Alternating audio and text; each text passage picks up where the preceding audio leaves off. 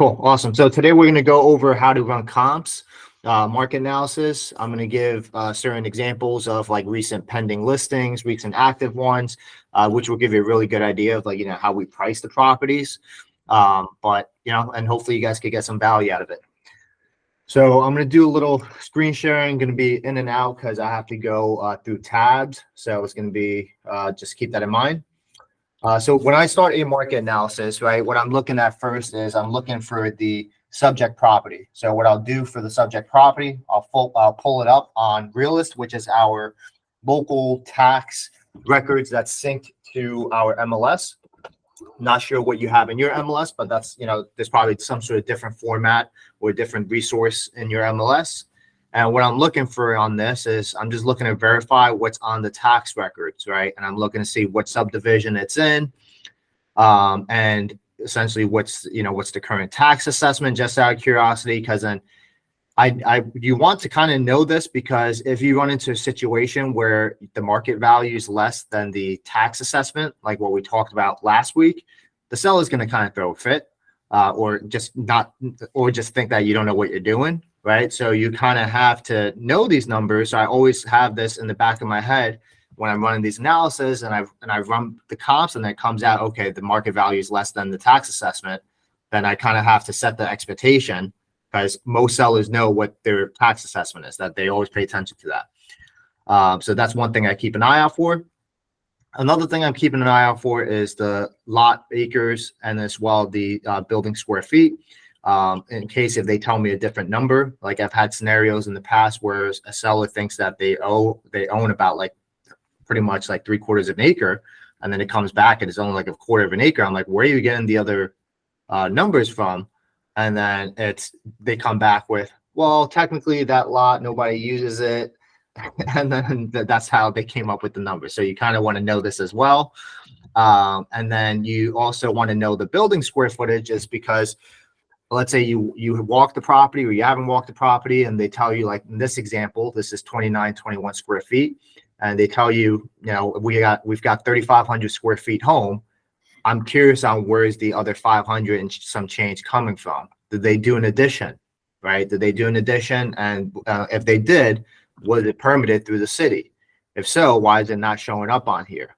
So I've had scenarios in the past where someone did actually build an addition to their house.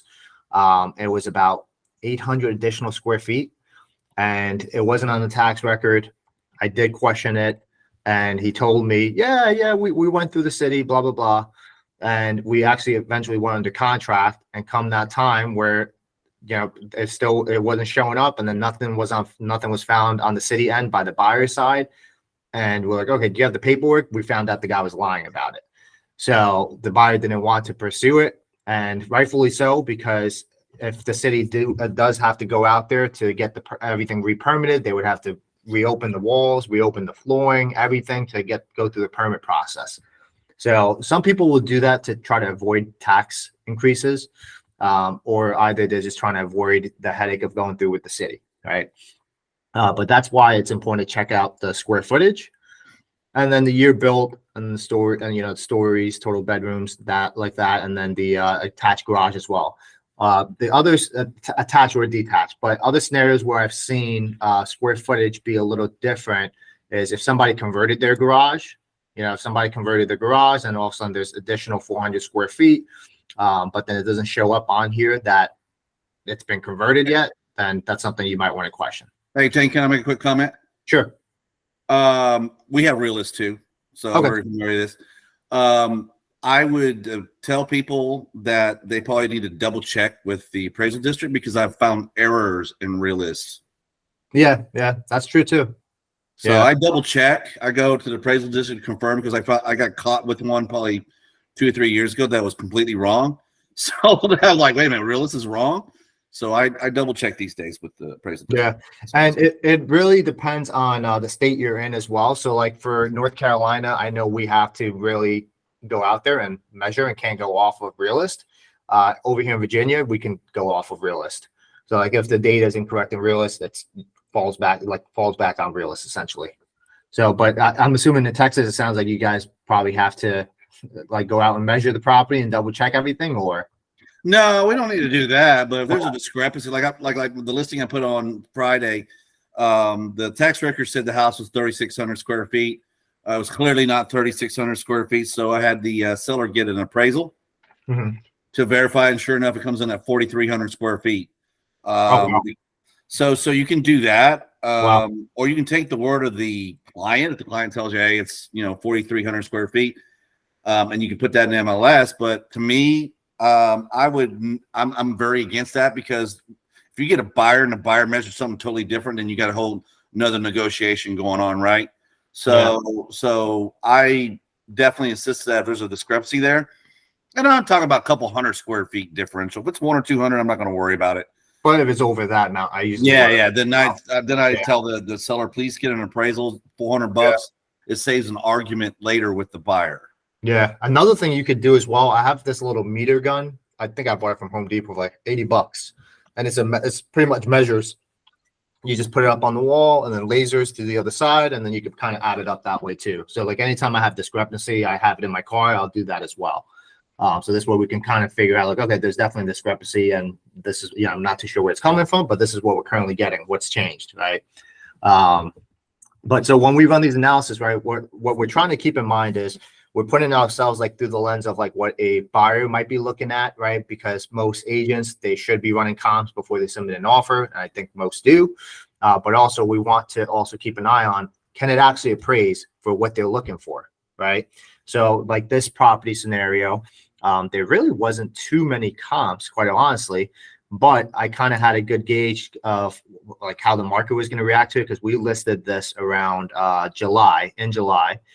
This is really when rates were going crazy and people were putting a pause on everything. So I'll share with you guys the market analysis I ran, and essentially what we're looking for. All right. So normally what I'll do is I'll actually start off. So this is matrix, what we use. I don't know what you guys have in your MLS, but same thing would apply. I'll normally start off with the subdivision. I want to see what's like available within the subdivision, right? So like this one, for example, it didn't pop up. Let's see, Coventry, there we go. All right, Coventry Meadows. I want to see what's available in that subdivision. And since there's only two, I'm just removing everything just to see, all right, is there any other type of homes that have sold within Coventry Meadows? And there is, right? So I was able to find there's some homes that sold, pretty much these are a little smaller than the one that we're working with. This is our subject property right here. And it was 2,900 square feet. And then these ones are a little smaller, right? This one just came on the market, so I'm not worried about that. But at that time, I think I had this comp to work with. They were priced at 503, right? And when I'm running these analysis, I'm kind of going through the property as well. I'm comparing the condition. Like, so as I look through the photos of this property, ours is in better condition. We've got upgraded flooring. The upstairs carpet is not updated, but I think it's in similar condition on this for carpet. But downstairs we have hardwood flooring. We've updated the kitchen, and it's got more square feet.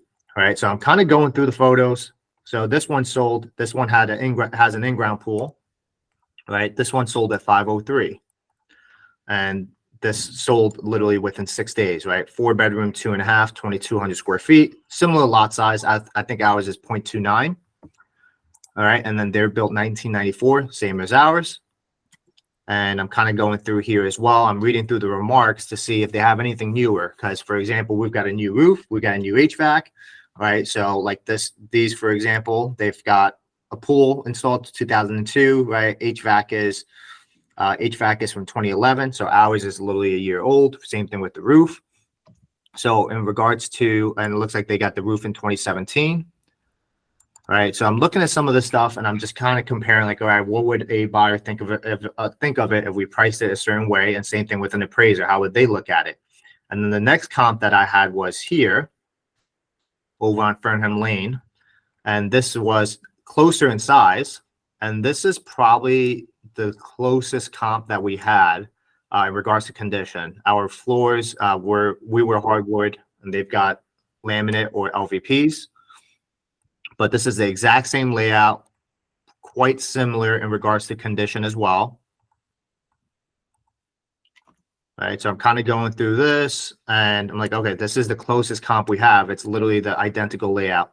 Theirs is a little more updated in regards to some of the little things like vanities. They've updated their shower fixtures, things like that. The carpet is in a little better shape on theirs. And then I'll show you guys what ours was. This is what this one looks like. And as you can see, I mean, this took us 45 days to go under contract, right? My recommended price was 515, just so you guys can get an idea. I wanted 515. Seller wanted 525. I said, no problem. We'll give it a shot for 2 weeks. Come 2 weeks, they wouldn't do a price improvement. I think they did a price improvement eventually in 3 weeks. But this is what ours looked like, right? So it's like the closest one to that other one that we just saw. But also there's the difference too. What we want to keep in mind is the showing experience when we're, with the properties. Like this one wasn't that pleasant for actually showing wise, because it was occupied, single father with like three, four kids. And every time for the showings, it was not kept clean at all, which I don't blame him. He had a lot of stuff going on, so he had a hard time. But this is what ours looked like, right? So that took us about 45 days to go under contract. When we priced at 525, I wanted 515. And how I came up with the 515 is I was looking at this one, right, which was 530. They listed on the market around April, May, right? So May timeframe, they listed. The rates were a little lower then. By the time we were coming on the market, essentially, I was like, all right, I have to take for account the market shift. I also have to take for account how it's going to be in regards to the showing. You can already kind of see by looking through the photos, they're a lot less decluttered, right? Like, and so I don't know what the family style is aspect, but you can just see they kept things a lot neater. So the showing experience was better. Their condition in regards to the interior was a little better with certain things. So that's how I came about with the 515. I think if we priced it at 515, because this one went under contract in 24 days, and they were at 525 and, got 530. So I think if we priced it at 515, we probably would have taken around the same time or a little less. Any questions on this one? And then at that time, I was also looking at actives. The actives, you're not gonna be able to tell right now, but there were, for the actives, I was looking at, what I'm also looking at is not just within the neighborhood. When I do actives, I'm going like 2 mile radius, try to stay within the same school district, right? And then I'm looking at what was available at that time when we listed, right? And there was, I think these are the same, like, let me see, move to detached. And when I'm pricing the properties, I want to see what people might be comparing to. So, I'm putting like 475 to 575. And I wanted to see what was available at the time. But, this is going to be a little different. But when we price it, I want to see how we're going to be positioned. Let's just say, hypothetically speaking, if we were to put it on the market today and we do it at 515, there's this 500 one right here. They've been on the market 26 days. It's a 5-bedroom, 3-bathroom, 3,000 square feet, same school district, in a nicer neighborhood, actually. And all right, they need to do a little touch up on the outside. All right, so this needs a little work, right? So what I'm looking at is how would a buyer compare this? This is obviously bigger, but it needs more work. 500,000. And then if we price at 515, the next one up is 544. This one's a 4-bedroom, 2.5, 2831 square feet, very close.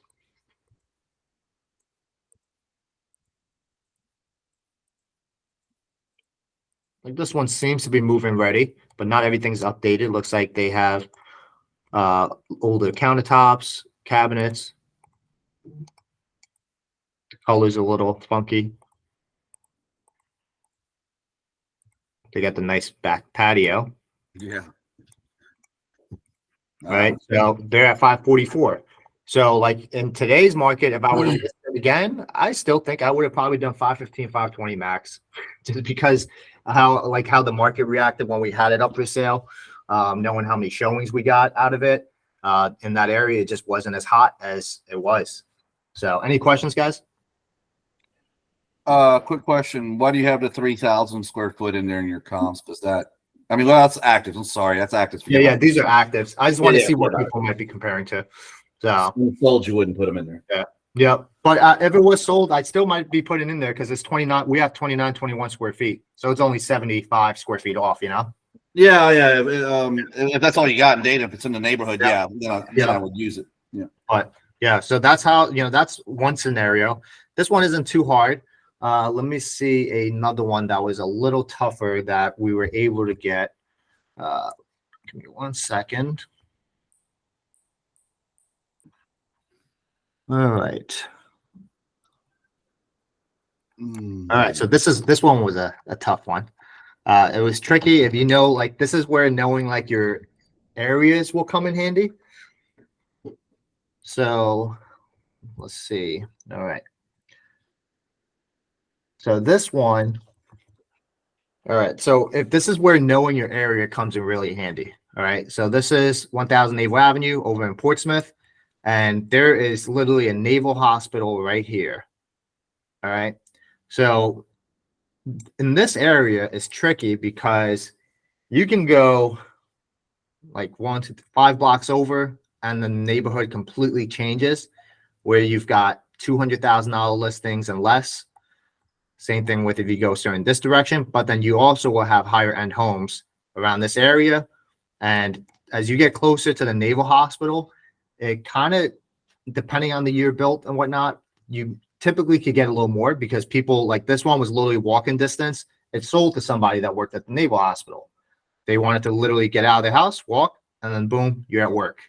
Right. So this is where knowing your neighborhood comes into play because I'll show you an example. The pricing was a little all over the place just because of the neighborhood. All right. So this is a 4-bedroom, 2.5, 2920 square feet, right? Built 2005, sold for 450. And let me show you guys. And the subdivision's Parkview, right? And then I'm going to show you what I did on Realist. Not on Realist, on Matrix. All right. So what I'm looking for, I want to see what's available in that subdivision. Parkview. What's sold? There's 18, right? So there's a good amount. So I'm going to go ahead and edit the criteria. I want to see what's sold nearby, 3+ bedrooms, 2+ bathrooms. Ours is a 4-bedroom, 2.5, and then square footage is 2920, right? Now we're down to 16. I want to see what we got after I put in the criteria 2000. I haven't. So what I'm doing right now is I want to see what are smaller nearby that have also sold because I've also ran into scenarios every now and then where like in the past where, there was one incident where I looked silly, but essentially if you miss a home that sold for smaller for a lot more than what you're pricing out, then people are going to question it. Right. So that's what I'm looking for. I want to see, all right, what's smaller in the area that might have sold that I could potentially miss. And now there's one more that I'll show with you guys. One more example I'll do after this one, which was a really good example. But all right, so this one, for example, you can see the prices are literally, we sold for 450, right? Let me make sure we got the same part for you. This is Chesapeake. 1 second. All right. How much smaller do you go, Tein? Just like 200 square feet smaller? Yeah, 200 above, 200 under. I try to get as close as possible. So this one, the Parkview, the one that we just had was a different city. Parkview, yep. All right, so this isn't going to pop up. So I'm going to go ahead and do mile radius. I'm going to plug in. I'm going to first start off with half-mile radius, right? And let's see what's available. This is exactly what I was talking about. This is perfect example. So we sold obviously at 450. If you look at these comps, 207. This is probably a fixer-upper, decent condition. 207, 280, 299, 300, right? So like if you this is where knowing your neighborhood really comes into play, because I was familiar with the area, and then like if you had like, because there were other agents that he was chatting with, and he can tell they didn't know the area that well because they were giving him close to these numbers. And when you actually look into it, it's a huge difference in regards to the property, even though it's within a half-mile radius. Mm-hmm. So for this, since there's a good amount of comps, I'm going to go ahead and rule this down. I'm going to do, I'll keep it 3+, but then let me change the square foot. Well, since it's 2920, I'm just going to go ahead and put 2700. to 3,200. Just want to see what we got. So we're down to 2 at that point. It comes down to this, which is the one that we sold. And then we got this one. This was actually one of the comps that I used because it's relatively very similar in regards to the type of home. This is a lot more updated, right? So they sold at 465. This is a lot more updated, an old school home. I think it's built 1920. Ours is built 2005, right?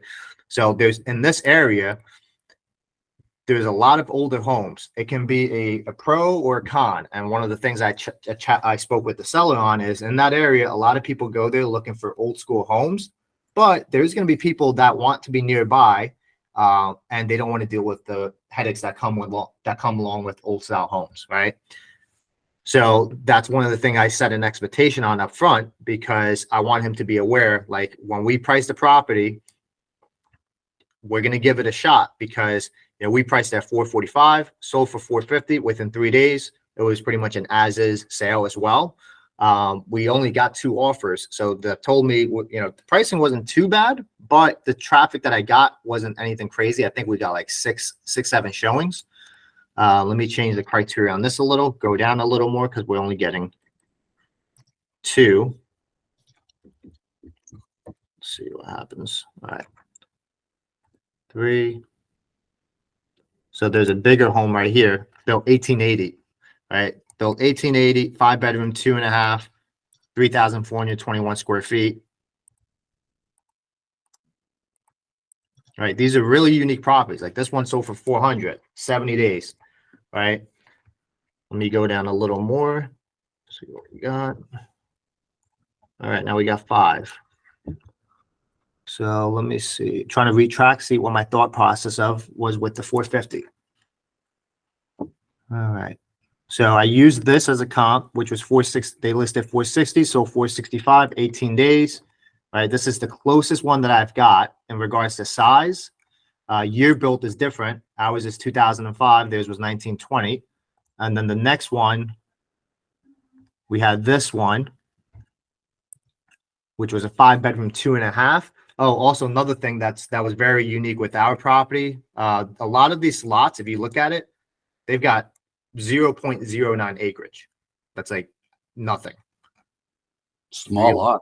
It is. Ours is small too, but bigger. It's 0.15, right? So that's one thing that we're looking at. When I was looking at this one, for example, Your matrix is a little different than ours. this one was 0.42 acres, right? So this was the biggest lot by far. But he's actually, another thing that he had that the others don't have is a detached garage. So this one didn't have a garage. Ours had a huge garage. It was a huge detached 2-car oversized garage, which you can kind of see right there. All right. And it's fenced in. So there's value that I'm pretty much adding on and kind of taking away. So like for example, like how an appraiser would do it, like he's going to give this a little more credit in regards to the condition of the property because they're fully renovated, right? And then he pretty much would subtract from ours on value. But what we got in regards to the actual value, because I met with the appraiser there to kind of talking through his thought process. We got more value for the detached garage, and we also got value for 2 new HVAC systems. And what we also got value for was 2005, because all these other homes that he was using were older and a lot smaller. 1880, less square feet. And it's subjective on who goes out because it was a really tough one. He even told us like, it's a tough one, man. But I know the area. You're literally right next to the Naval Hospital, and all these other comparables in the area. There's nothing that's quite similar. None of them really has a garage, right? So that was a huge plus. But that one, for example, guys, like I said, we listed it. I didn't get the traffic that I wanted. We listed at 445. We got above asking, sold as is. So that's all that really matters. We got 2 offers in total, 6 showings. So it wasn't terrible. But the other offer was slightly less, I think it was, or maybe the same. I can't remember. But the as is was a great deal. So All right. Any questions on this one? All right, cool. So now the next one, most recent one that I just did, let me pull this up. All right. And sometimes, guys, this one I also check to see if there's any private sales. So the private sales is super important. On this one, I don't think there was any, but this one I got coming up, there is a private sale. So what I mean by private sale is some of the sales, what we're seeing is the MLS. That's it. You're not seeing any for sale by owners. You're not seeing any properties that gets passed over from family members, right? So when you're running comps, if you do it through Realist, it should show the private sales. But I only start looking for private sales when I don't really have any data to work with. So this next one, for example, I didn't have much data to work with. So if you look at this. Oh, I have a quick question for you, Tein. Do you check AVMs before you go dive into all this? Sometimes, like in this scenario, I did. And like this new one that I would like, I'll pull up. If you're talking about like AVMs, like the algorithm from Zillow, Redfin, there's one on Realist. There's one on Realist too. Yeah, I do. Like this one, for example. Let's see where. And I have access to House Canary. I do that. The reason why I check it very first. Yeah. The kind of frame, because that's what buyers are going to look at, right? They're going to know that AVM, especially the Zillow number. They kind of frame things, right? Start from there, and then look at the numbers of what you just went through. So I just was wondering if you did that, looked at the AVMs. I do. There's a waterfront property one that I'm comping out right now where I'm looking at the AVM. I've also looked at the private sale. So I can also show you guys the waterfront one if we've got time for it. But so this is one I just ran where the private sale came into play. So this property right here is a condo, 3-bedroom, 2.5, 2019 square feet, 2018 year built. The neighborhood that it's in, it's an awesome association. You've got boat slip, rec center, like it's like a gated community, an awesome neighborhood. Like there's barely anything that ever comes up for sale in that area. When it does, it goes, right? Like everyone wants to get in there. And in this scenario, you'll see it's a 3-bedroom, 2.5 square feet, 2047. And I went on, first thing I did as usual, I went on Realist, Matrix. And what I did was I plugged in the association, review at the preserve. I was like, all right, what's sold? What's active? All right, there's only 2. And I was like, all right, let me go further back. What do we have? Like this is without, I do have criteria in. Let me remove criteria. So it's still nothing. I want a year back, nothing. All right. So next thing I'm looking at, all right, what's expired? What's fell through? What's withdrawn? I was like, oh, would you look at that? There's a withdrawn. Same exact model, same exact size almost. We have about 150 more square feet. So I saw this withdrawn and it went under contract at one point. So I called the agent, like, hey, how'd everything go with that property? Like, it went really well. We actually got above asking. 455, but the only problem was we couldn't find a home for them to move into, so that's why I got withdrawn. All right, so like these are pretty nice condos. Ours is actually in a little better condition than this one. This is good condition as well, but ours got a little more updates, and the colors aren't as funky either. But like this is one that I was looking at. I'm like, okay, so it's interesting. We got a 450. Right. And they got 455. That's what it was under contract for. But an appraiser's not going to look at that. They're not going to care about the withdrawn. Right. But it kind of gave me an idea. Okay. Market value aspect. There's people out there that's willing to pay, because what I was struggling with is all these sales. They all have one additional bedroom, one additional bathroom, and they also have 900 more square feet. The sales 505 and 530. That's really the only data that I had to work with. Right. And I spoke to these agents as well, because it was the most recent ones, and they told me the traffic was okay. We did get above asking. Traffic was okay. And, same thing. I was chatting with them and what they thought about the neighborhood. Same thing. Like there's just literally nothing ever in that neighborhood. And a lot of people want to get into it. And, we're just chatting like in regards to like, would an appraiser go in there and reset the values for a 3-bedroom, 2.5, right? And they're like, yeah, they probably might, because it's such a tough neighborhood to get into. This is the front area. It's just a really awesome neighborhood. That's what you're buying into essentially.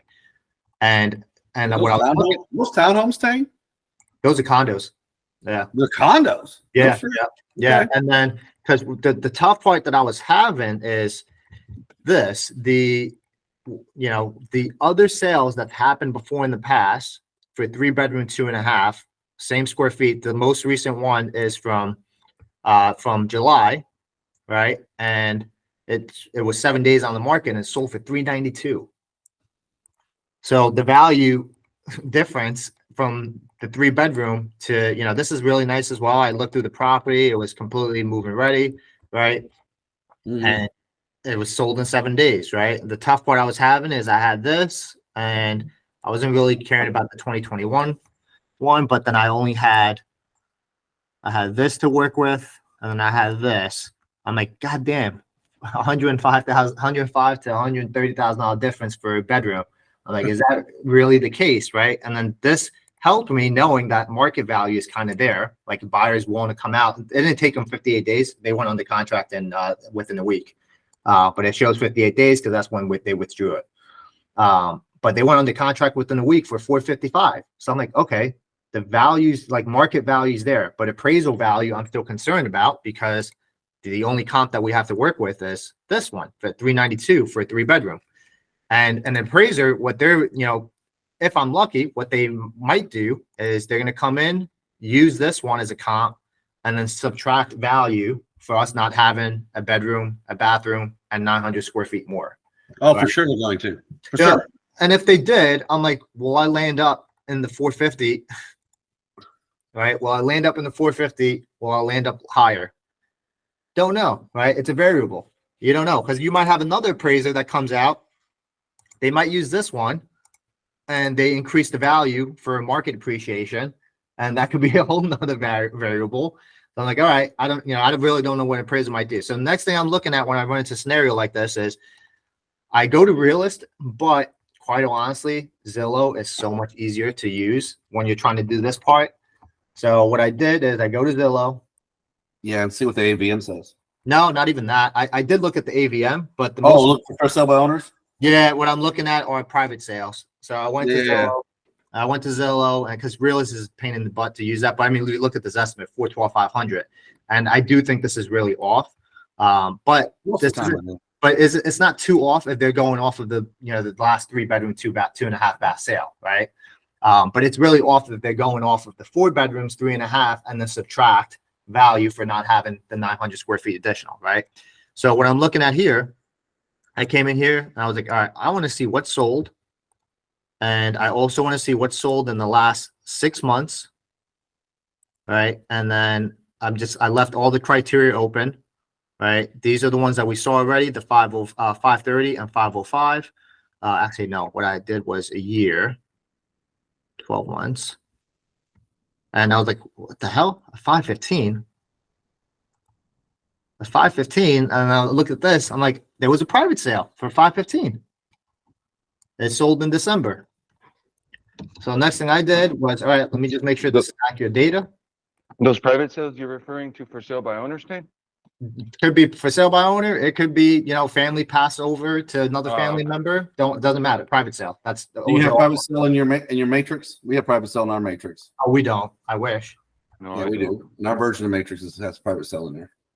Yeah. Not for sale by owners, but owners that elected to go private. Yeah. So when I ran across that, and I was like, oh shit. Like, so the last agent didn't know about it either, because I spoke to the last agent that listed. I'm like, hey, did you know about this sale? That listed. He's like, no. And then I told him about it. And I look it up. I pull it up on Realist. I'm like, oh shoot, it is a legitimate sale. 3 bedroom, 2.5 bath, 2615 square feet, sold for 515. So there, I mean, I'm chatting with the owners and talking with them like, this is what we're working with. What price do you guys have in mind? I'm like, I don't mind giving it a shot as long as everybody's on the same page. If we put this home on the market, 1 out of 3 things going to happen. And first thing that's going to happen, if the market's there for it, we're going to get a ton of showings, multiple offers, and maybe some guarantees. Second thing that can happen, I'm getting some phone calls, some showings, but no one's writing an offer. They're telling me they're looking at something else. that means we might be a little overpriced, right? Third thing that can happen, I'm not getting any calls, any showings, anything like that, then we're just completely off on the pricing. Would you agree with that? They say, yes. Okay. So what price do they have in mind? They said, we would like to get around the 475 to the 490 range, especially with this sale right here, right? We're only off by 500 square feet. So like, all right, we can totally give this a shot, see how it goes, because I know how desirable that neighborhood is. And I told them, like, look, the appraisal aspect of it is still very questionable. We'll only know come that time. But the market value aspect of it, I think the market's there for it, but we'll find out once we're listed. And you guys have to work with me because this is the data that we're working with. Everybody's on the same page. So we're going to list at 490, see what happens. Any questions?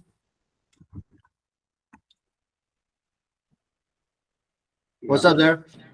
I do. So I have a listing coming up soon, and this is a something like that. Like there isn't any comps, and we're gonna try to price it higher, and let's see what they can bring our offer to. But it's like it's like a $50,000 difference. Mhm. So if I was to price it, let's say higher, knowing that if there's no showings, can I just drop it 50,000? Because Yeah. the seller agreed to that. If you're getting no showings or no bites or anything like that, yeah, like if the seller's on board with it, go ahead and do it because that's the market rejecting you. Yeah, that's Okay. that's the truest proof right there is the market. Yeah. No showings, no nothing. More unless the market really in that area, because I don't know if you guys have this tool. We can actually see the amount of showings happening in an area. If there's no showings going on in that area, then maybe you're not priced out of whack. But if there's a ton of showings and people are not seeing your house, then you're probably priced too high. Yeah, you can get. There's no comps. Like, there's Yeah. no houses that were for Yeah. sale. Did you check the private sales? Private sales as well? No, I don't think I have. I'm Yeah, still check working the on private. it. Check the private sales because I have another one. I have another one right now. It's waterfront, so it was even harder. There was a smaller home that's waterfront sold for 465. His tax assessment alone is above the 465, and there's no other sales. And then I checked the private sales, and little did you know, there's private sale of a waterfront property for above 500,000. Where can I see private sales? Oh, I just showed you, silly. I know, but it's so tiny because I'm driving. It'll be recorded, but you can go on Okay. Zillow. You can go on Zillow. Zillow's Oh, like okay. I know how to put it on Zillow. Yeah, that I know. Zillow's the easiest one. You can do it through a realist as well, but I just found Zillow like it's just very quicker and like much quicker and easier. You just go through, but then I always go back to realist to double check that it actually did sell. Because sometimes the Zillow data, it could be a for sale by owner that didn't know how to take their listing off properly, so they'll just mark it sold. Does that make sense? Yeah. So don't like as soon as you see on Zillow, don't just automatically go off of it because I've seen for sale by owners they'll mark it as sold because they didn't know how to take the home off the market. They just wanted all the calls to stop, so they just mark it as sold. So you go to realist, your tax record to double check that. Gotcha. Also, Okay. I'll comment too about that when you can't find comps. Look in competing neighborhoods that are nearby. Yeah. And when I mean a competing neighborhood, that the neighborhood's very similar to your target neighborhood. Yeah. You know, don't compare it to an upgraded neighborhood versus your target for sure. Yeah. Just to give you, and I just recently did this because I didn't have any comps for the house I put on the market on Friday. When I mean similar, I mean it had all the same amenities. It was gated, the whole 9 yards, and it was within a mile of the target property. So look at that too, to kind of give you some insight to what would probably be good in that target market. Yeah. It's one of the things I do to look, and I look back in time too to see how far back I go before I find a sell, and then look at appreciation through RPR to see. That's another tool you can choose. I don't know if you guys are familiar with RPR, but I use RPR, and it's free. It's another good tool. So I look at that to see what kind of appreciation happening in that area to kind of give me some direction of where those numbers might be going. The one thing about this, I will say, is really an observation. It's an opinion. Exercise, more than anything, is really, really honing down. I mean, Tein, you did a fantastic job on describing it, and I'm just adding some my comments on doing this. And plus, I look at a lot of appraisals since I'm married to a mortgage broker. I've seen a lot of appraisals over the years. So I studied them to find out what did the appraiser make adjustments and why they made those adjustments. So if you can ever see your buyer's appraisal, get a copy of that and study it and understand why did that appraiser make that adjustment? What was the reasoning behind it? Things of that nature. Yeah. That would greatly help strengthen your skills on doing this, because this is, to me, outside of contracts, is the second skill you need to master. Yeah. Flat out need to master pricing property. Yeah, and one to go off of Joe, what he's saying too, with like going out with the outside neighborhoods, make sure you actually know the neighborhood. Sure. Because like in this scenario, for example, I only stayed within the subdivision because if I go, I'll actually show you guys, because if you don't know the neighborhood, you're gonna look like an idiot. Because in this scenario, if you go half mile out to another condo association nearby, that's like nothing like it. I sold a home in that condo association as well. And you start going out there, you're going to get properties that are selling in the 200s. And then if you don't know what you're talking about, then that's going to hurt you bad. Because in this scenario, like literally I go out a half-mile radius as I normally would if I can't find anything in the subdivision, and boom, you get the Harbor Watch condos, and they're selling for 280. And this is waterfront as well. But you know, they're selling for 280, 283. But it's a completely different neighborhood. Even though it's within a half-mile radius, this doesn't have the amenities that ours has, and it's not as newer, and it's not a gated community. So just keep that in mind. Like this scenario, if you go right outside, it will hurt you. You have to kind of know the area. Do you ever add just a little subdivision filter, Tein, column on the MLS, or you just know the area? Huh? I said, like whenever you're doing those comps, so you don't go over the subdivision, so you don't go outside your area. Do you add a column to your MLS, or do you just know the area? Yeah, so right here, so like when I'm doing it, I fill in like where I first start off is within the subdivision. So this one was Riverview. I started off in here, and I want to see if there's comps in here. And if I don't see any comps in here, that's when I go half-mile radius. Okay. Joe, what's that software you use to see if there's showings in an area or not? Showing time. Yeah. Well, you can do it in showing time. We have our MLS generator our own called Showing Smart. It's only in our MLS. There's no other MLS that'll have it because it was designed for us. Where I can actually see the traffic into a certain area, neighborhood or city or whatever, can show me at different price levels, how many showings they get in a certain time frame. It's another way to gauge whether or not my listing is not getting any traffic because it's priced too high, or what the situation is. No. All right. Showtime does it too. Anything else? Any other questions? Cool. All right. Well, hope you guys got some value out of it. Hey guys,